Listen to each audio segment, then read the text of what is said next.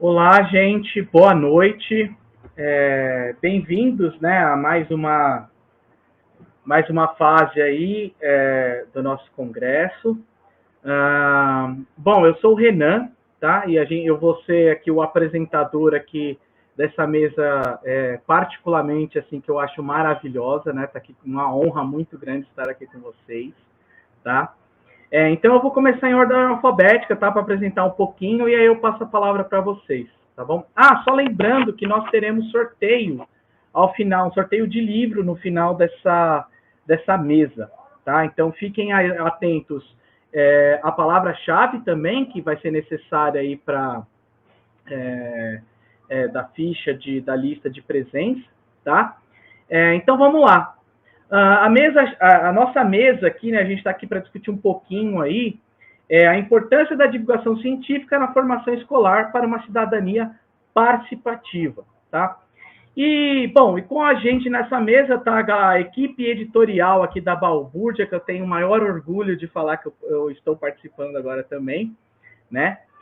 Então, para começar aqui em ordem alfabética, né, o Kayan Resputi, licenciado em Química, né, pela Universidade Federal de Espírito Santo, mestre em Ensino de Ciências pelo PIEC, tá, pelo PIEC USP aqui, e atualmente é doutorando, né, também no PIEC, e faz parte aí é membro, né, do grupo de pesquisa Linguagem no Ensino da Química, né, o LIEC, tá?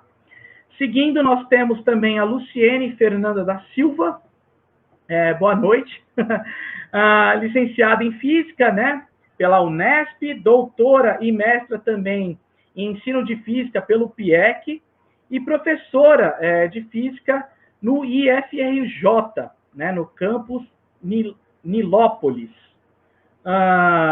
Seguindo, temos a Natália Quinquiolo, licenciada em Pedagogia pela Unital, mestre em Ciências pela Escola de Engenharia de Lorena, né, da USP também, e doutoranda em Ensino de Biologia, também pelo PIEC. E por último, mas não menos importante, né, cheio de estrelas aqui, a Pina Soleiro, né, licenciada em Física pelo IF-USP e mestranda em Ensino de Física, também pelo PIEC, né, também pelo PIEC. Então, gente, boa noite, né? Mais uma vez, um grande orgulho estar aqui com vocês. E aí eu passo a palavra para vocês discutirem um pouquinho sobre esse tema. Então, boa noite, todo mundo. Eu que vou começar, né? A gente organizou uma fala para a gente, cada um falar um pouquinho e depois abrir para a gente interagir com o pessoal que está nos acompanhando. Então, a gente preparou uma apresentação para organizar a nossa fala. E aí eu vou começar falando da revista Balbúrdia, né? Somos da equipe da Balbúrdia, que é a revista de divulgação científica dos discentes do PIEC USP. O Renan nos apresentou, né? E eu não sei se todos que nos acompanham sabem o que é o PIEC, né? O PIEC é o Programa de Pós-Graduação Interunidades em Ensino de Ciências da USP. E aí a gente está aqui para conversar com vocês, mas a equipe editorial tem mais pessoas que fazem parte, né? Outros membros aí que não estão, mas trabalham com a gente.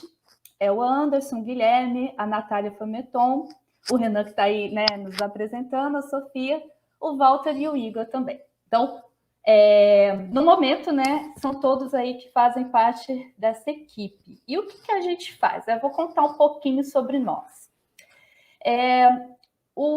A revista, né, toda essa movimentação foi criada em 2019 pelos discentes do programa, né, do PIEC. E aí, contextualizando, né, em 2019, a gente tinha como ministro da Educação o Abraham Weintraub, né, e constantemente surgiam, né, os ataques à universidade pública, vindo dele e de outras pessoas aí, e foi questionado, né, o que a gente pode fazer como resistência, né, como um contraponto a esses ataques. E uma das ações, né, foi essa ideia, né, geminada de ter uma revista de divulgação científica, a fim de mostrar, né, de criar um canal de comunicação, de divulgação das pesquisas e ensino de ciências para a sociedade como um todo, né? Então, aí tem os objetivos, valorização da universidade pública. Então, vocês acessando os nossos números, vocês vão ver que sempre está em pauta essa discussão sobre a valorização da universidade pública. A gente tem também como atividade constante a promoção de oficinas de divulgação científica, que a gente discute a produção de textos de divulgação, sobretudo aí na área de ensino de ciências, que é a nossa área de pesquisa. Já faço aí a propaganda, gente, acessem o site, tá aí, né, sites.usp.br/revista Balbúrdia, e também entrem, acompanhem o que a gente posta nas redes sociais, né, até coloquei o arroba aqui no nomezinho aqui que eu coloquei, né, @balbúrdiapiec. A gente tem o canal do YouTube também, né, além do Instagram, e o Twitter também, mas no Instagram é o que a gente acaba movimentando mais, postando as novidades, então acompanhem por lá que vocês vão saber de tudo em primeira mão. Falei, né, que a gente tem os números aí, então desde 2019, nesse trabalho, a gente lançou 3 números. Então estão aí as nossas capas, o primeiro número foi em agosto de 2020, o segundo número, fevereiro desse ano, e o terceiro número em setembro, agora. A gente tem esse planejamento, né, de periodicidade semestral, mas a gente tem no site o lançamento de textos, à medida que a gente vai recebendo, né? Aliás, vocês que estão assistindo a gente estão convidados a serem divulgadores e divulgadoras. No site vocês encontram informações sobre como submeter seus textos, tá? Então, a gente também tem uma movimentação mais periódica no site. Além disso, a gente tem entrevistas, né, além dos textos de divulgação dos divulgadores que submetem à revista. A gente faz entrevistas, tem várias coisas, gente. Tem homenagens a professores e professoras, tem muita coisa. Sou suspeita para falar, né? Mas confirmem lá, deem e vocês vão ver. Bom, agora eu vou entrar, né, para o nosso tema. A nossa mesa tem esse título, né, Importância da divulgação científica na formação escolar para uma cidadania participativa. Eu escolhi começar, né, a apresentar para vocês algumas ideias, algumas discussões sobre divulgação científica.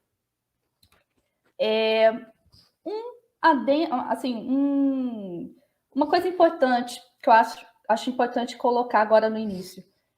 A gente está fazendo parte, né, desse movimento da revista Balbúrdia, mas eu particularmente falando por mim, eu não sou especialista da área de divulgação científica, mas o interesse, né, de quem faz parte da equipe é muito grande de atuar nessa área, e a gente sente, né, apesar da gente não ser especialista propriamente dito, a gente está aprendendo nessa prática, né? Então, a gente propõe aqui uma discussão a partir do que a gente está estudando, a partir do que a gente está vivenciando, né? E a gente viu como uma oportunidade de participar dessa mesa para a gente criar também um diálogo, né? Um espaço de construção de conhecimento coletivo com vocês.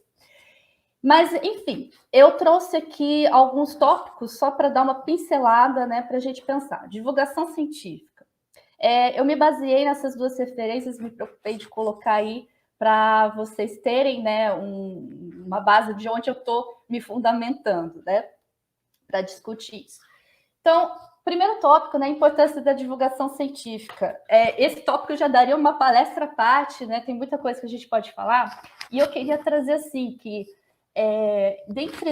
o que a gente pode discutir sobre essa importância, a gente tem, primeiro, essa questão de necessidade, né, de demanda de a gente levar os conhecimentos científicos e, além disso, a discussão sobre construção de ciência e tudo mais, né, para a população, de modo geral. Principalmente que a gente tem que pensar que tem uma grande parte da população que está um pouco, né, excluída, né, dos produtos, né, das benesses que a ciência proporciona para a gente. E mais, agora que a gente vive, né, eu não comentei, né? O número 3 da Balbúrdia tem como tema o negacionismo científico, né? A gente tem isso que começou a explodir, né? Como uma problemática da nossa sociedade. E uma das formas, né, que a gente pode pensar de contraponto a esses movimentos é o próprio conhecimento sobre a ciência, sobre sua construção e tudo mais. E aí eu queria fazer uma distinção, né? Tem comunicação científica e a divulgação científica. A comunicação científica, ela está mais próxima no diálogo entre os pares, né? Entre os pesquisadores, pesquisadoras, entre os cientistas, no mundo próprio científico. Então, são os artigos científicos, as comunicações em congressos, tem toda uma linguagem específica, uma terminologia e tudo mais, um objetivo, né? A divulgação científica tem outros objetivos, é direcionada para outros públicos, né? Para o público não especialista. Então, tem toda uma particularidade da divulgação científica. E percepções sobre a divulgação científica, né? Em um primeiro momento, uma coisa que até é meio senso comum é pensar que a divulgação científica seria o modo de pegar a comunicação científica, simplificar a linguagem e tal, e traduzir para que seja acessível a esse público não especialista. Só que, na verdade, essa percepção não é muito bacana de você pensar, né? Porque a divulgação científica tem uma própria estrutura, uma própria linguagem, não é uma questão de traduzir uma linguagem e simplificar, né? E aí, um outro conceito que eu trago que é discutido aí, a popularização da ciência. Gente, está tocando o telefone aqui, peço desculpas, mas enfim, só terminando aqui a minha fala, esse conceito de popularização da ciência é um contraponto a essa visão, né, da divulgação científica como uma tradução, uma simplificação da comunicação científica. Um ponto que é importante, né, que ela contrapõe, é que nessa percepção de você pensar da divulgação científica como transposição, tradução, quer dizer, então, que tem uma galera que é detentora do conhecimento, que sabe, e a outra que não sabe, né? Dá uma posição hierarquizada. E aí o diálogo é um sentido só, né? Dos que sabem para os que não sabem. Mas a popularização da ciência traz uma noção um pouquinho mais horizontal, de diálogo, né? Então, tanto o público não especialista tem coisas para dizer, né? Posições para o público especialista, né? E não é só do especialista para o não especialista. Então, eu trago, né, essa ideia da popularização da ciência para tocar um pouco nessa tecla, né, desse diálogo, que eu acho que é importante a gente pensar. Bom, continuando o que a Lu estava pontuando, se a gente está falando sobre a questão da divulgação e da formação escolar, não só pensar a divulgação em si é muito importante, mas a gente também precisa refletir sobre o papel que a escola tem na formação do sujeito, e não do aluno, do sujeito mesmo, daquele ser humano que a gente está formando dentro do ambiente escolar.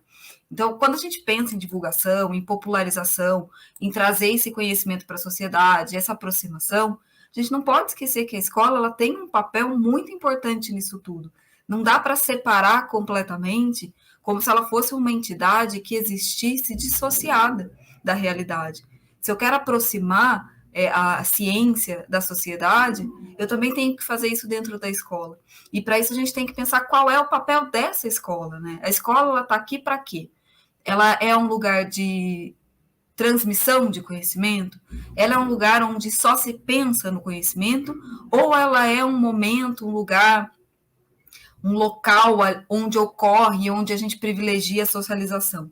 E é importante, eu acho que sair desse pensamento de versos, porque a escola ela tem o papel de passar o conhecimento, a gente não pode fechar o olho para esse papel que a escola tem, que é, sim, de democratizar o conhecimento, de trazer o conhecimento para o aluno.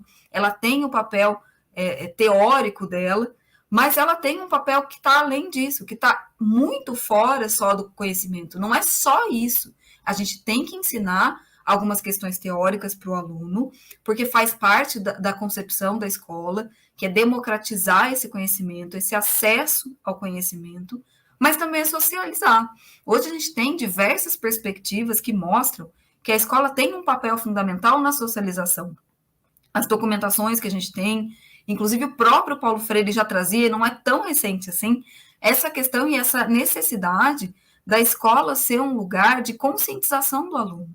E hoje a gente fala, BNCC, LDB, todas as documentações que a gente traz, mostrando que a escola ela tem esse papel de fazer com que o aluno ele seja crítico no pensamento. Então, eu não quero um aluno reprodutor, eu não quero um aluno que faça aquilo que ele aprendeu a fazer sem pensar o que ele está fazendo. Eu quero um aluno que questione, que não concorde com as coisas que a gente coloca na sala de aula, que traga suas opiniões, que discuta, que saiba construir argumentos, que tenha fundamentação. Ele não precisa concordar comigo, mas ele precisa saber embasar a não concordância. E aí entra o papel fundamental de associar a divulgação também com a escola. Como que eu vou formar um aluno crítico se ele não tem acesso à ciência? Como que eu vou formar um aluno pensante se ele não é alfabetizado cientificamente? Se ele não sabe pensar cientificamente, se ele não sabe elaborar hipóteses, se ele não sabe pensar o que a gente chama, né? É um termo clichê que eu nem gosto muito, fora da caixinha. Então, qual é o papel da escola? O papel da escola ele é tão grande, mas ele é tão grande que a gente às vezes minimiza ele como se fosse só uma transmissão de conhecimento, ou hoje até só como um ambiente de socialização e conhecimento coletivo. Não é só um e nem só outro. É essa construção coletiva, essa construção conjunta de conhecimento e socialização. E isso é muito importante. Saber que a gente está ali para formar um aluno que vai atuar nessa sociedade de uma maneira crítica. E a divulgação científica anda muito junto, como a Lu falou. Como você aproxima? Às vezes a gente precisa refletir o quão complicado e desafiador é fazer um adulto pensar cientificamente. E o quanto trabalhando isso na base, a gente consegue alcançar um patamar muito mais criticamente pensador. Eu inventei esse adjetivo aqui. Criticamente pensante, porque ele está desde a base, ele já aprende desde criança a pensar criticamente. Ele não recebe uma fake news no WhatsApp e sai reproduzindo como se fosse verdade, porque ele sabe olhar para ela e falar, isso aqui tem cara de mentira. Isso aqui, será que é verdade? Eu posso não saber, mas eu já ouvi dizer. Eu consigo distinguir algo que pode ou não ser cientificamente comprovado. E isso é muito importante. E aí é lógico, né, que a gente vai adentrar em outras questões mais complexas, de qual é também o nosso papel, do quão importante é esse trabalho colaborativo, das potencialidades, que a minha amiga Pina vai ter muito mais conhecimento aqui do que eu para poder falar sobre isso. E eu acho até importante uma dessas questões, né? A gente reconhecer quais são os saberes que a gente tem condições de falar. Pina uma sumidade aqui para falar sobre essas questões de complexidade.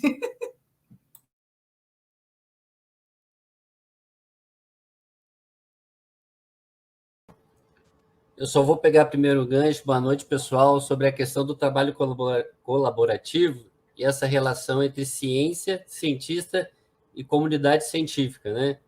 Como vocês podem ver, todo esse bafafá que está tendo da pandemia e da cloroquina, por exemplo, é um caso, né?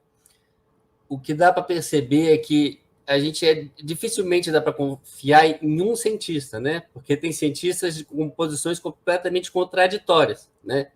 Mas não tem comunidades científicas, né, tendo comentários contraditórios em relação à atividade científica, né? Então, quando a Natália levanta essa questão do pensamento científico, do pensamento crítico, né, de tatear algumas informações que vão além daquilo que vem de superficialidade para a gente, o trabalho colaborativo ele é muito importante e ele faz parte, inclusive, da própria constituição da revista Balbúrdia. A revista Balbúrdia, como a Luciane falou, ela foi pensada a partir de um problema que a gente está vivendo em uma dada situação e a gente, de uma forma, quis enfrentar essa situação a partir dos nossos braços, né?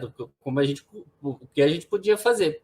Então, a revista vem desse movimento, né? Então, fora a posição de um ou de outro cientista, a comunidade ela tende a ter posições mais concordantes entre si. O trabalho colaborativo ela traz essa perspectiva, né, de conflito entre sujeitos, mas uma síntese na comunidade. E é muito importante porque isso acaba engajando, né? Aqui a gente já está pensando como que a gente pode trazer a divulgação científica como uma atividade educativa, tanto na educação básica quanto no ensino superior, né? E o que a gente pode trabalhar isso com os alunos, né? Uma das questões que a gente tem que levar em consideração é esse objetivo comum que a gente falou. Outra questão é que quando a gente pensa que os sujeitos eles vão engajar entre si, né? Não pode ter uma hierarquia autoritária, né? Esse trabalho ele tem que ser gestado, lógico, pela autoridade do professor, mas não pelo autoritarismo de quem tem que fazer o quê ou quem sabe mais sobre o quê. Isso já leva a uma outra consideração, que é a relação de compartilhamento de saberes, né? Entre nós mesmos tem as pessoas que são mais especialistas na comunicação científica e tem outros que têm outros saberes de escrita, síntese, comunicação, e a gente vai se ajudando nesse processo, né? Então, o trabalho colaborativo, inclusive, ajuda nesse processo de criar um conjunto que tem um objetivo e tem uma atividade fim, né? Uma outra questão que a gente tem que colocar aqui também são as limitações da divulgação científica, né? Como a Luciene já colocou, existe a comunicação científica, que esse é o produto dos cientistas, né? Nesse congresso, por exemplo, o que vocês estão fazendo, o que a gente está fazendo é uma comunicação científica dos nossos trabalhos e discutindo eles nos momentos de discussão dos trabalhos, né? E tem a divulgação científica, que é essa transposição, né, da comunicação, que é um produto, para uma popularização desse resultado, né, que é o conhecimento científico, né? Então, a gente trabalha mais visando um letramento ou alfabetização científica, quando a gente trabalha isso, mesmo com os alunos, né, numa comunidade, na educação básica e no ensino superior, do que a formação de novos cientistas, né? Hoje, isso pode parecer uma coisa comum e consensual, né? Mas não foi, por exemplo, na Guerra Fria, lá nos anos 60, que tinha uma expectativa que, dependendo do material, poderia criar novos cientistas, né? Tinha tanto a construção de kits, que era paradidático, os meninos, por exemplo, na alquimia, né? Na química isso era muito comum, né? Fazer experimentos, tinha todo um roteirinho, e acreditava-se que isso ia engajar o sujeito e ele conseguir ter algumas habilidades ali do raciocínio científico, né? Era uma forma de pensamento. Então, isso já foi superado, né? Essa é uma limitação que já foi superada. Mas, então, quais são as potencialidades da divulgação científica? Uma das potencialidades, a gente já mencionou aqui, é a própria socialização. A socialização de valores, de costumes, de conhecimentos, as trocas, né, de conhecimentos, cada um tem uma especificidade, uns entendem mais de realização de sites, né, outros entendem mais de como fazer essa transposição entre comunicação e divulgação, outros têm mais habilidades comunicativas e a gente acaba trocando isso, né? A gente tem, por exemplo, reuniões semanais para discutir o que nós entendemos, do que é ciência, o que nós entendemos, o que é comunidade científica, o que a gente quer para a universidade, né? E também para a formação de novos professores e para a formação de novos cidadãos, desculpa. Uma outra questão que está diretamente relacionada com isso é fomentar uma aproximação do sujeito, né, com o conteúdo, a comunicação científica, que, em sua parte, também tem a questão dos valores ali, no texto está embebida as questões dos valores, quando a gente pega uma comunicação do ensino de ciências, por exemplo, ali tem disputa do que deve ser pesquisado, o que não deve ser pesquisado, onde é que tem que ter investimento. Então, tudo isso está entrando em conflito quando a pessoa vai divulgar essa comunicação, ela também entra em contato com aquilo, né? E, claro, ao ler e ao escrever sobre a comunicação numa divulgação científica, a pessoa se apropria da leitura e da escrita, tanto de forma mais ampla para qualquer área, como de forma mais específica para a divulgação científica. Isso tudo leva a uma coisa que é o objetivo máximo que a gente está defendendo aqui e que o pessoal da divulgação científica também defende, que é a alfabetização científica. Então, para além do letramento, que seria só o entendimento de um conceito ou outro científico, também tem que se entender um pouco dos valores, das normas, como é que o conhecimento funciona, para que serve a comunidade, para além do cientista isolado, né? Então, todos esses aspectos auxiliam para a formação de uma alfabetização científica que vai além do que é trabalhado tradicionalmente né? Quando a gente vai pensar na escola tradicional. Então, depois dessas considerações, vou passar para a Pina para ela falar do que é a educação participativa, que entra nessa perspectiva. É isso. Eu acho que agora, então, nesse sentido, a ideia, né, da estrutura dessa conversa era a gente conseguir dar um parâmetro, né, do que é a divulgação científica para a revista Balbúrdia, né, a divulgação, qual o papel da educação e como vincular esses temas, para que a divulgação científica dentro da educação consiga formar, de fato, cidadãos que participem efetivamente da sociedade. Então, aí, para isso, a gente precisa entender, nos tempos atuais, de que cidadania a gente está falando, né? Cidadão é quem tem documento, cidadão é quem participa da sociedade, cidadão é quem tem um certificado ou um diploma. Né, o conceito de cidadania ele foi evoluindo ao longo do tempo, né? E hoje, desde do pós-guerra, aqui eu coloquei também, né, minhas referências aqui para vocês também terem uma ideia de onde eu me baseio para falar isso que eu estou falando agora, tá? Desde o pós-guerra, então, da década, né, de 50, 1950, alguns pesquisadores, e aí dentre eles o Beck, passou a dizer que a gente estava vivendo uma sociedade de risco. Tá? Essa sociedade moderna, a gente vive agora com o avanço da tecnologia e da ciência, uma característica de vida de que esses avanços eles produzem muitos bens, mas também produzem males.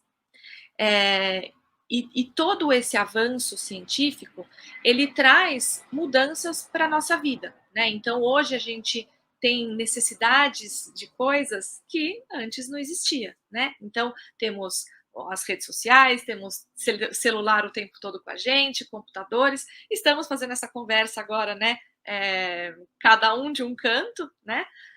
Acho que a Lu é a que está mais longe da gente aqui, né? Do Caian e de mim, da Natália, que ela está no Rio. Nós estamos no estado de São Paulo, nós outros três. E eu nem sei onde vocês estão ouvindo a gente, né? Não sei se tem gente mais longe ainda ouvindo a gente. Então, tudo isso, obviamente, traz vantagens muito grandes, mas também trazem riscos, trazem dilemas que a gente vive e que não basta você dizer, então vamos acabar com rede social, vamos acabar com a internet. A gente precisa aprender a ponderar esses problemas. Né? Então, a complexidade dos problemas que a gente vive hoje, ela traz essa necessidade de você entender que os problemas eles não têm uma resposta única certa. Às vezes, um problema você consegue encontrar a resposta dele, mas talvez daqui a um mês ele já não serve mais essa solução, porque o mundo já mudou, as coisas já mudaram e o próprio problema acabou mudando junto com essas mudanças. Então, é importante, e aí nisso, né, entra a importância da escola de discutir esse tipo de problema vindo da própria evolução científica e tecnológica, para que a gente não caia no pensamento raso de dizer, então, se não deu certo é porque está errado. Que é aí que aconteceu, né? Por exemplo, agora acabamos de viver essa pandemia, estamos vivendo ainda, né? E tivemos muitas críticas à ciência porque ofereceram, estavam tentando um remédio e não deu certo. Falaram primeiro que tinha que usar máscara, não sabia. Porque é um avanço, né, uma pesquisa feita com testes, né? A ciência não é uma verdade absoluta, né? É importante as pessoas estudarem ciência para entender que no processo científico você faz testes e você chega a uma resposta e eventualmente você avança e depois você percebe que com novos conhecimentos, aquele conhecimento passado para o avanço do que foi já discutido já não vale mais. Então precisamos de uma nova resposta. E isso dentro da ciência é perfeitamente plausível. Então a ciência não é feita de respostas absolutas. Então, a divulgação científica ela serve para que as pessoas tenham mais contato com o que é feito na ciência, para elas saber, olha, saiu esse estudo e ele está ótimo para o conhecimento que a gente tem hoje. Daqui, né, mais avanços, foi feita uma nova pesquisa e falou, olha, já conseguimos saber mais isso e isso daquele assunto. Então, a divulgação científica, ela permite que as pessoas que estão fora da academia, né, que é quem está produzindo ciência, né, normalmente é dentro das universidades, tem os centros de pesquisas também, mas aqui no Brasil, a maior parte da pesquisa, né, é feita dentro das universidades, e das universidades públicas, principalmente, levar esse conhecimento para a comunidade, né, para as pessoas que não estão lendo aquela comunicação científica, como a Lu disse no começo. Né? Então, entre pares, entre cientistas, as pessoas leem os artigos, né? Então, a própria comunicação científica, e a divulgação científica ela serve para você traduzir esse texto feito em linguagem formal, né? Às vezes até com os jargões da área, com termos técnicos, numa linguagem, num formato e num tamanho reduzido também, para que a população em geral tenha acesso. E aí, então, a cidadania, ela é o quê, né, hoje? Um cidadão é quem consegue participar da sociedade lendo revista ou ouvindo um jornal, né, ouvindo um podcast hoje em dia, né, recebendo notícias no WhatsApp e, como a Natália estava falando, né, saber se eu não vou ler um texto e automaticamente achar que ele é verdade. Não importa se ele veio de um livro, se foi o jornal que falou, se foi um repórter que eu admiro, se foi um político que eu admiro, se foi um professor que eu admiro, né, ou que eu respeito. Tudo que a gente recebe de informação, a gente tem que ter aquele senso crítico de avaliar e pensar: de onde veio essa informação? Essa pessoa ela se baseou em quê para falar isso para mim? Né? E aí, será que vale a pena eu passar essa informação adiante? Eu vou checar primeiro, porque a pessoa às vezes, né, mandou aquilo sem verificar, não de maldade, mas ela não se preocupou. Então, eu não vou continuar essa corrente de passar coisas sem a devida validação, né? Então, eu vou procurar essa fonte, vou ver de onde veio essa informação, se ela é verídica, né? Até a coisa mais boba daquelas correntes de doação de cachorro, já viram? Muitas vezes o telefone que está lá, ninguém consegue atender, e aí fica passando aquela informação um monte de vezes para um monte de gente e que não tem cachorro nenhum sendo doado. E isso você às vezes não está danificando, não está prejudicando ninguém. Às vezes alguém colocou o telefone de alguém lá que queria, né, fazer maldade, né, para a pessoa ficar recebendo ligação, mas muitas vezes é só, sei lá, uma bobeira. Mas isso é um risco muito grande que hoje a gente vive bastante, a desinformação das fake news, né, das notícias falsas, e que causa pânico nas pessoas, que causa o medo, que causa a descrença na ciência, né? E isso tudo faz parte do que a gente aqui na Balbúrdia, né, e outras, né, centenas de equipes de divulgação científica fazem, que é realmente trazer essa discussão da importância de falar de ciência e de como é o processo científico para as pessoas que não estão fazendo ciência efetivamente, que não estão dentro das universidades pesquisando, mas que fazem parte da sociedade e vão educar seus filhos, e vão conversar com amigos, e vão votar, né, escolher representantes para o povo, e precisam ter esse discernimento, né?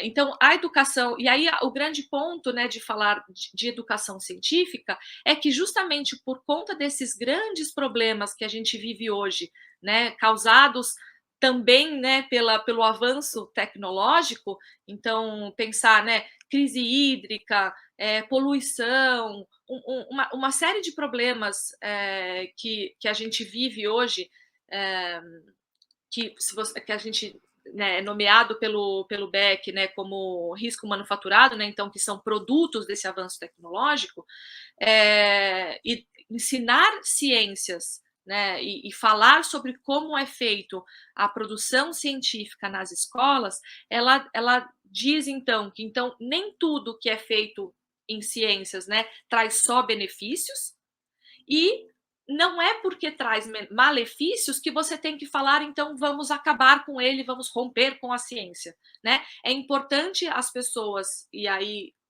desde a escola, né, serem ensinadas e esse assunto ser discutido, para dizer que, então, os problemas eles precisam ser ponderados, os riscos precisam ser ponderados, a gente precisa aprender a gerenciar essa complexidade de problemas da nossa sociedade moderna.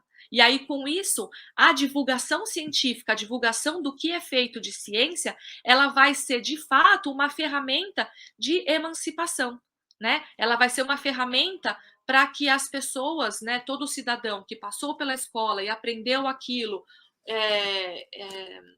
e que vai eventualmente formar novos cidadãos ou vai participar de um trabalho e vai ter colegas, essas pessoas elas vão conseguir lidar melhor com as informações que chegam para elas vão saber melhor filtrar essas informações, vão saber o que elas têm interesse em buscar mais conhecimento, né, para saber, isso daqui eu quero saber mais sobre isso, né? Então ela vai saber onde ir buscar, porque geralmente nas revistas de divulgação científica a gente faz um resuminho e uma tradução do texto em linguagem mais acessível, mas sempre tem lá a recomendação do texto original. Então, se a pessoa ela quer ler da própria fonte, ela quer aprender mais sobre o assunto, ela vai lá na fonte primária, né? Então, a divulgação científica ela consegue nesse contexto todo, né, para tentar fechar um pouco o que os colegas falaram, é ser, de fato, essa ferramenta para a cidadania de fato participativa. Não importa, não basta eu ter o meu documento, não basta eu ter um diploma de faculdade, é importante que eu saiba como usar o conhecimento, que eu saiba como usar a informação e como usar esse avanço tecnológico e científico que é posto na sociedade, né? Como usar esse avanço, como aproveitar tudo de bom e sabendo lidar com as coisas ruins que aparecem, sem ter que abandonar tudo que ela traz de bom. E então agora a gente fica, né, isso é o que eu tinha para falar para vocês, e a gente queria agora abrir para conversa com o público. O Renan já voltou aqui para conversar com a gente, para acho que passar as perguntas do público, e a gente fica à disposição para conversar com vocês nesse tempinho. Nossa, gente, muito obrigado.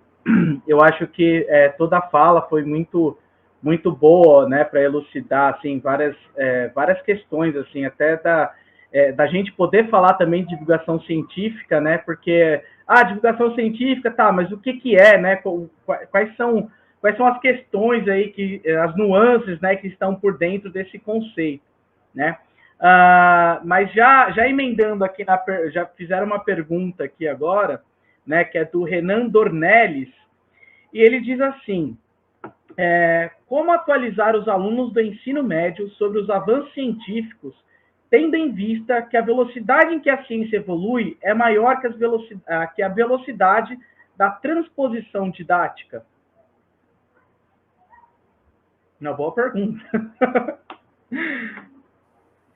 Bom, eu posso iniciar, né? E aí quem quiser ir comentando, complementando, contrapondo, aí vocês vão falando. Primeiramente, o Renan é lá da licenciatura em Física do IFRJ, que bom que você está por aí, Renan. E aí, realmente, né, é uma boa pergunta. Eu iniciaria refletindo, né? Não vou dar uma resposta aqui, né, minha gente, mas refletir sobre isso. É uma questão do currículo, né? E existem discussões dentro da área de ensino de física, especificamente, né? Vou falar da minha formação disciplinar, por exemplo, né? De inserção de tópicos de física moderna, e a discussão é desde 1900 e bolinha, né? E a gente ainda tem uma resistência, assim, dessa atualização, vou colocar assim, né? Mas eu acho que uma das coisas que atrapalha um pouco, né, o currículo se permitir moldar com maior flexibilidade é o jeito como ele é construído, né? Ele é muito, acaba sendo muito engessado. Eu acho que uma maneira, a gente como professor na nossa prática cotidiana, que pode ajudar um pouco aí quebrando isso, e nesse sentido que o Renan coloca de atualizações, né, de falar de avanços científicos, do que está acontecendo aqui agora, é partir de problemas, né, de situações problemas, de questionamentos que fazem parte do que está acontecendo na contemporaneidade, né, e de problemas que a humanidade como um todo está enfrentando. Então, vou pegar um assunto aqui que me vem na cabeça, a questão do aquecimento global, por exemplo. Inclusive, pode falar de física, falar de várias outras ciências, né? Então, também tem uma possibilidade aí de ser algo interdisciplinar e discutir o que está rolando, né? O que está na discussão dos cientistas, e mais também. Como que a política está atendendo, né, essas necessidades? Então, não se encerra só também, né, Renan, na questão do avanço científico, tecnológico. É importante a gente articular todas essas esferas também, né? Enfim, não sei se os meus colegas gostariam de complementar alguma coisa. Eu gostaria, bela fala, Lu, mas uma coisa que a gente sempre discute nas nossas reuniões da Balbúrdia é o seguinte: jamais a divulgação científica, né, tem que ser do cientista que está na universidade ou do professor isolado na educação básica, né?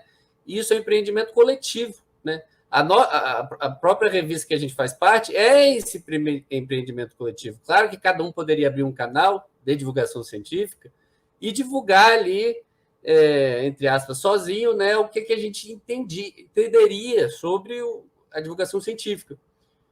Só que isso, de um lado, é muito mais difícil, né, desmotivador, e de outro, a gente tem várias limitações pela nossa extensa programa de atividades, né, que nos impedem de fazer essa atividade, né? Quando a gente consegue formar um grupo coletivo, que um ajuda o outro nas possibilidades, em alguns momentos um está mais atarefado, outro está menos atarefado, a gente discute sobre essas questões, né? Não impõe o que cada um tem que fazer, cada um vai fazer a partir das suas possibilidades, das suas potencialidades, a gente cria uma comunidade que a gente consegue avançar muito mais do que se estivesse sozinho, né? Isso eu estou falando a nível pessoal de grupo, né? Mas isso já também não deveria ser. O que a gente faz é tentar furar a bolha, né? De uma coisa que deveria ser governamental, deveria ser de proposta de uma universidade. A universidade, o projeto de extensão que existe, essa possibilidade de universidade que é o Tripar, deveria ser levado muito mais a sério, né? Então, não é o cientista que está fazendo a ciência que tem que ser obrigado a divulgá-la. E não é o professor de educação básica que tem que ser obrigado a fazer diversas coisas para divulgá-la. Mas tem que ter incentivos em relação orçamentários e de tempo para o professor preparar, né, programas, preparar projetos para que consiga fazer com que alunos ingressem e trabalhem em comunidade, para conseguir divulgar a atividade científica. E o que a gente está falando, na nossa própria experiência, esse processo está sendo muito mais rico para a gente, que a gente está aprendendo muito sobre essas questões, né? A gente está tendo que refletir, e acredito que isso no ensino superior ou na educação básica vai ser muito similar, né? E também a gente consegue ter um público ali que a gente consegue conversar com eles e eles também se apropriam algumas coisas ali, ver como é que a gente trabalha e tudo mais, a gente sempre está aberto para discutir. Então, é sempre pensando assim, nunca é um sujeito, né? E nunca é um coletivo pequeno. Sempre deveria ter umas questões governamentais, né? Investimento pesado de dinheiro e de possibilidade de projetos, de planos, programas, né, escolares, na universidade, na pós-graduação e assim por diante. Pegando o gancho nessa questão que o Caio falou, eu acho que cabe muito bem com o que o Renan até complementou aqui da desmistificação, né? A gente tem um papel muito forte, e vocês comentaram no chat ao longo da palestra uma coisa que é muito interessante e que eu acho que cabe falar aqui, que é dessa significação do ensino e do que é falado na escola com a vida. Como que eu desmistifico? A gente, como divulgador, porque mesmo que a gente não tenha tanto conhecimento sobre divulgação, a gente está tentando fazer um processo de divulgação, a gente tem essa responsabilidade muito forte de mostrar que o cientista, ele não é um mito, né? Ele não é um cara inalcançável e que a pesquisa não é feita só dentro da academia, sem qualquer associação com a vida real, né? Ou com a sociedade. Então, a gente, como professor, eu falo a gente porque eu sou professora, a gente tem que atuar mostrando que a pesquisa ela é feita o tempo todo. Né? A ciência é feita, desculpa, a ciência está sendo feita o tempo inteiro. A gente tem que mostrar para o aluno que a ciência ela pode ser feita com elementos da vida dele, da casa dele. É lógico que existe um método, é lógico que na pesquisa em si existem algumas complexidades, mas não significa que a ciência está só dentro da universidade, ou ela só é feita por pesquisador. Mostrar que um aluno, quando ele faz uma experiência com fundamentação, com significação, ele também está fazendo uma forma de ciência, isso é muito importante, porque isso mostra para ele que a ciência ela é para todo mundo. Ela pode não estar sendo para todo mundo, mas ela deveria ser para todo mundo. E isso é muito importante, mostrar que ele também tem acesso a ela. A gente desmistifica a pesquisa falando da pesquisa. A gente desmistifica a pesquisa trazendo a pesquisa para a realidade, trazendo a ciência para o cotidiano, falando para o aluno que ele também pode ser cientista, que ele também pode ser pesquisador.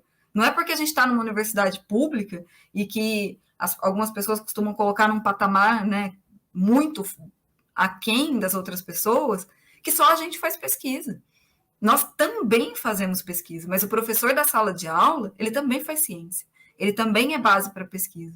Né? O cara que se mata 40 horas por semana lá na escola pública, 50 alunos numa sala de aula, ele não está impedido de fazer ciência e fazer pesquisa. Ele tem que levar isso, inclusive. Então, é muito... Como o Marco falou, a ciência ela tem que ser plural. Ela pode não estar sendo hoje, mas ela é uma questão de pluralidade, como o Caia falou, né? É coletivo, o conhecimento aqui é coletivo, e a gente tem que lutar por ele, para que seja coletivo sempre, construído coletivamente e democratizado. Eu acho que esse é o nosso papel, de tentar desmistificar.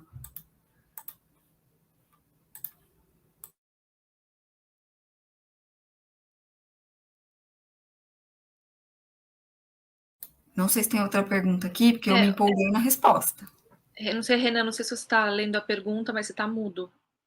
Ah, desculpa, perdão, estava falando sozinho.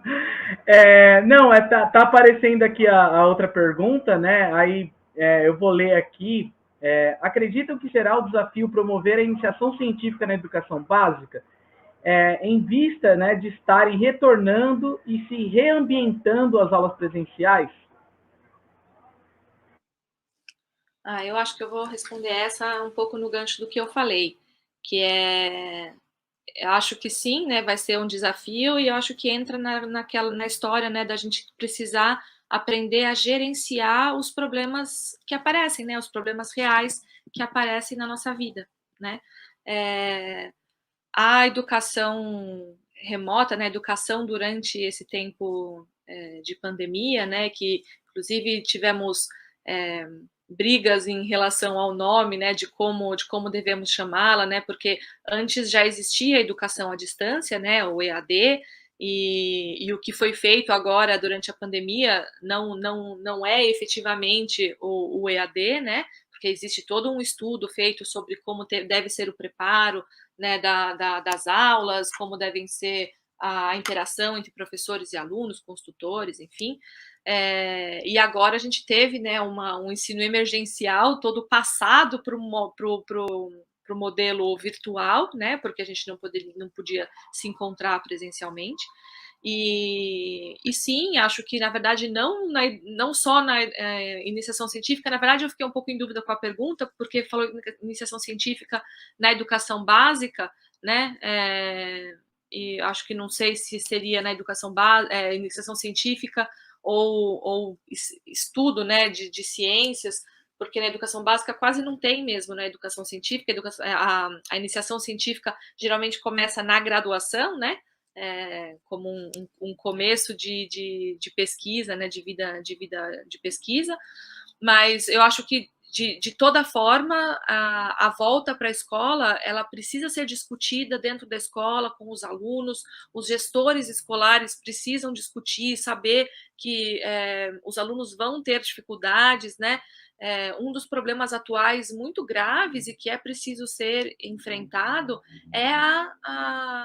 são os problemas mentais, né? Os problemas psicológicos, medo, ansiedade, fobia social, às vezes só uma pessoa que era tímida e aí ficou muito em casa, agora não sabe mais como socializar com os amigos, né? Quando se encontrar, beija, abraça, pode chegar perto, a gente fica de máscara, e agora as aulas, né, que fazia pela internet, a gente faz tudo presencial, né? O que é necessário fazer presencial? O que pode ficar remoto? É possível um ensino híbrido? Então, na verdade, são muitas questões que não têm uma única resposta, como eu estava dizendo, né?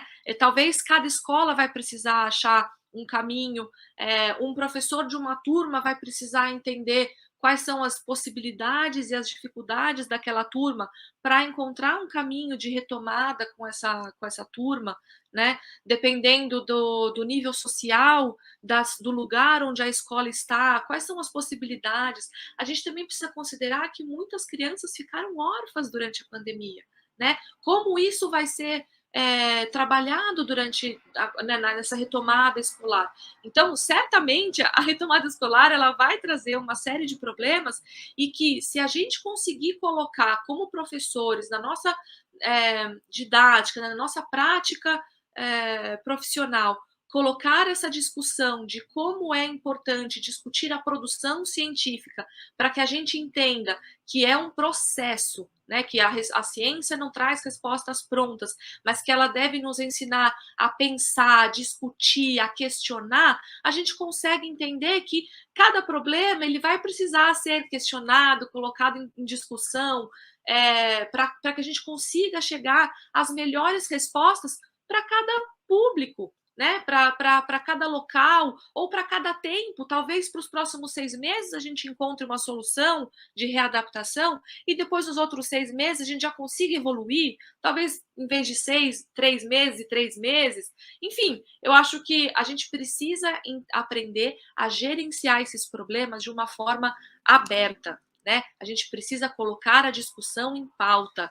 Então, acho que nós, né, como professores, imagino que muitos de vocês estão na graduação, muitos, pelo que eu tinha visto no curso, né, também muitos também atuando na educação.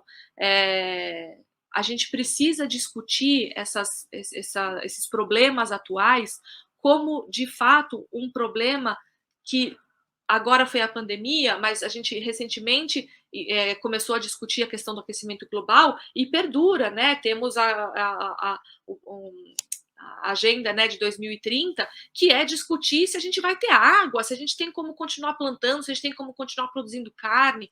Enfim, são problemas da sociedade moderna que precisam ser colocados em discussão na escola para que a gente traga soluções globais, né? Soluções que vão mudando e vão crescendo em possibilidades de solução.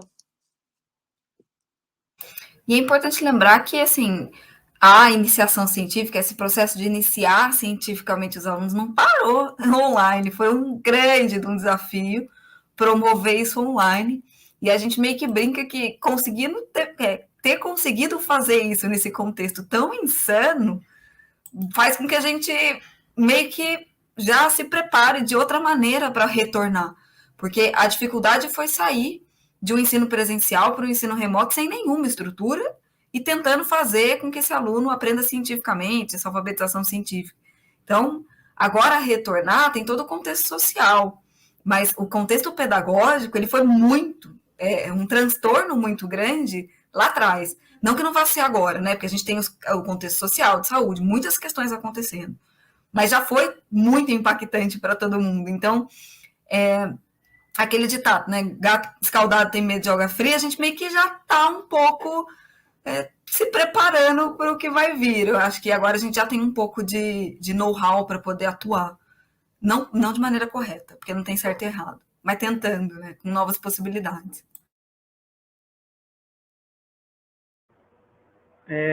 Gente, será que temos tempo para responder mais uma pergunta, que é a última pergunta da noite, do dia?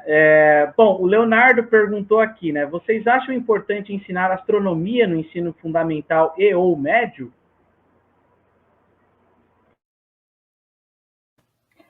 Olha, se a gente tivesse do presencial, eu ia perguntar, eu ia devolver uma outra pergunta, assim, para a plateia, né? O quanto vocês na educação básica, no ensino fundamental e médio, se interessavam por astronomia, né? Eu não conheci ninguém que não se... até hoje, eu acho que não existe. Vou lançar aqui um indutivismo, não existe quem não se interesse, né, por astronomia. E eu acho que assim, é uma potencialidade muito grande, porque é um campo muito riquíssimo para a gente discutir história da ciência, a construção do conhecimento científico, os conceitos também, mas um monte de coisa. E ligado a esse interesse natural e esse fascínio que as pessoas sentem, né? Tem uma coisa assim que eu nem sei explicar direito. E também, a gente está falando de divulgação científica, a gente tem vários divulgadores da ciência. Vou falar do Carl Sagan. Eu estou até com o livro ali. Eu sempre falo desse livro, gente. Achei a oportunidade para falar aqui nessa live. Gente, quem não conhece o livro O Mundo Assombrado pelos Demônios, do Carl Sagan, para agora e vai lá, dá um jeito de ler, que é muito interessante, né? Ele é um marco assim da divulgação científica, né? Da astronomia, né? A série Cosmos, enfim, tem outros aí agora mais atualmente, enfim, com certeza, viu? Eu vou complementar a Lu, que talvez assim, nós duas, a gente talvez com mais lado de responder, que somos duas físicas, né? Aqui, então, a astronomia é sempre queridinha pra gente. Mas eu acho que uma outra coisa muito, muito rica na astronomia, de colocar no estudo, que é possível discutir desde o começo, primeiro qual a relação, né, do estudo científico com a nossa vida, né? Então, por que as pessoas começaram a estudar? Né? Qual é o interesse de olhar e entender? Né? Porque conhecer a lei da gravitação talvez não me interesse, né? Saber completar ali, saber quanto um planeta atrai uma estrela, né? Ou o contrário, não me traz grande coisa, mas por que eu vejo as estrelas se movimentarem dessa forma? Por que a luz no meu quarto é diferente no verão e no inverno, né? E aí, quando a gente pensa, então, isso é uma série de coisas científicas e que eu acho que também é possível colocar na discussão a questão da colonialidade da ciência, né? Então, por que a gente usa nomes de constelações que a gente nem tem aqui no Brasil, né? Os indígenas tinham uma astronomia indígena, né? Ainda existem registros disso. Por que a nossa escola não ensina astronomia indígena, né? Sendo que os indígenas eles viam as estrelas aqui, e as constelações faziam sentido para quem está aqui no Brasil, né? A gente aprende bastante sobre constelações de coisas que aqui no Brasil a gente, né, estrelas que a gente nem consegue ver daqui, né? E que eu acho que também é importante, tudo faz parte de um conhecimento global, mas que eu acho que colocar essa discussão, né, de por que a gente aprende certas coisas, a gente está aprendendo o quê? Quem que criou esse conhecimento, né? Quem que desenvolveu essa nomenclatura? Será que dá para a gente mesclar as coisas? Será que dá para a gente aprender dos dois jeitos? Né? Será que os alunos iam se interessar mais por física se eles entendessem que olhar para o céu pode fazer ele entender melhor por que ele sente mais frio num lugar, numa cidade do que em outra, né? Porque se você for pensar, o Brasil é tão grande, né? Quem mora no Nordeste, no norte do país, né? Não tem inverno, né? Tem época de seca e época de chuva, né? Então, discutir esse monte de coisa que faz parte da nossa vida aproxima a ciência. Então, sim, digo sem medo de falar que sou super a favor de colocar a astronomia desde o ensino infantil, eu diria até, tá? Nossa, essa é uma pergunta assim, que até eu fiquei com muita vontade de responder, né? Porque eu lembro que eu gostei, se perguntar para mim, qual que é a minha série favorita? Foi a sexta série no ensino fundamental. Por quê? Porque tinha astronomia. Depois eu não vi mais, né? Hoje já trabalhei no planetário durante 2 anos. Vamos ter palestra do planetário aqui durante a semana. E assim, eu comecei a me interessar por ciência justamente por causa da astronomia, assim. Então, eu diria, eu não precisava dizer mais nada, né? Vocês já falaram muito, assim que também me apetece, mas assim, eu pergunto ao contrário. Como não ensinar astronomia? Por que a gente não tem mais astronomia, né? E é uma ciência assim que, pô, você coloca química, você coloca biologia, você coloca história da ciência. Os meus alunos, por exemplo, na escola que eu dou aula da sexta série, eu dei uma aula para eles sobre astrobiologia, e essa aula deixou eles tão ansiosos, tão loucos, assim, querendo saber as coisas, que eu fiz um trabalho com eles até o final do ano, que foi o caderno científico. Eles começavam a me trazer perguntas, assim, a gente ia debatendo e foi o ano inteiro, assim, não foi só um capítulo do livro lá da apostila, né? Então, como não ensinar astronomia, eu pergunto, né? É uma coisa assim que, nossa, não tem como os olhos não brilharem, né? Gente, mas a gente já está encerrando com o tempo, já passamos, inclusive, o tempo. Eu agradeço, assim, muito, muito vocês. Essa mesa foi maravilhosa. Muito obrigado, Pina, Luciene, Natália, Caian. Eu acho que muitas coisas, assim, para a gente pensar, né? Eu ficaria aqui, bom, vocês já sabem, ficaria conversando com vocês aqui a noite toda, né? Mas a gente já está concluindo. Muito obrigado mais uma vez a presença de vocês, né? E a galera aí que tá nos assistindo agora tem alguns recadinhos, né? Algumas mais considerações de vocês, né? Eu já posso encerrar a mesa. Tranquilo? Acho que pode encerrar. Eu só queria pedir para seguirem nossas redes sociais, né? Divulgarem nossa revista, participem. Quem tiver interesse em inscrever, manda mensagem, né, para a gente, pode mandar e-mail para a gente, pode mandar mensagem nas redes sociais, né? Se quiserem participar como divulgador científico, né? Se quiser receber informações para saber quando vai ser a próxima oficina, né, de produção de textos de divulgação científica.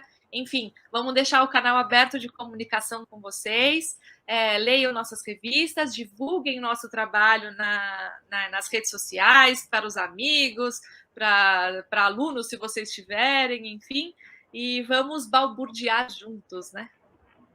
Vamos balbuciar. Eu coloquei aí no chat, tá? O site da Balbúrdia, né? Da revista. Vocês podem acessar as revistas por lá, essas edições que já saíram. E também curtir lá no Instagram, né? Seguir lá no Instagram, Balbúrdia Pieck, né? Que tem bastante coisa acontecendo lá também. Praticamente todos os dias tem posts.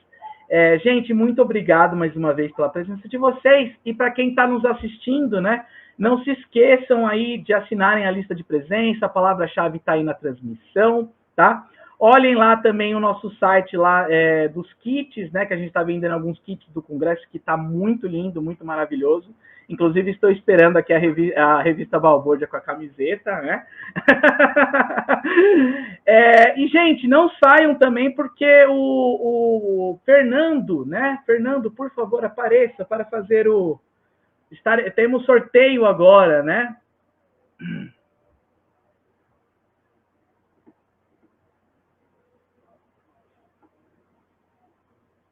Fernando? Fernando tá tímido, não quer. Sim, aí tem a lista, tá? A lista do pessoal que assinou a lista de presença, tá? Então, todos aí. Sortear um da lista.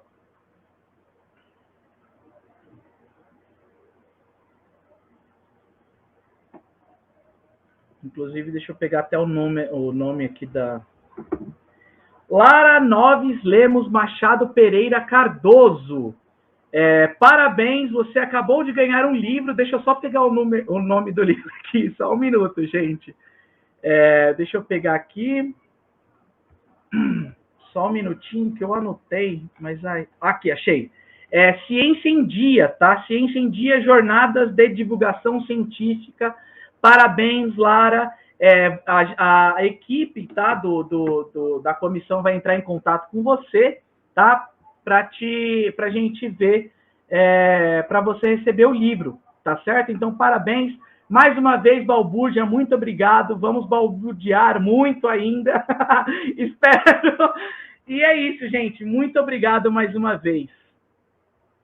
Tchau para vocês.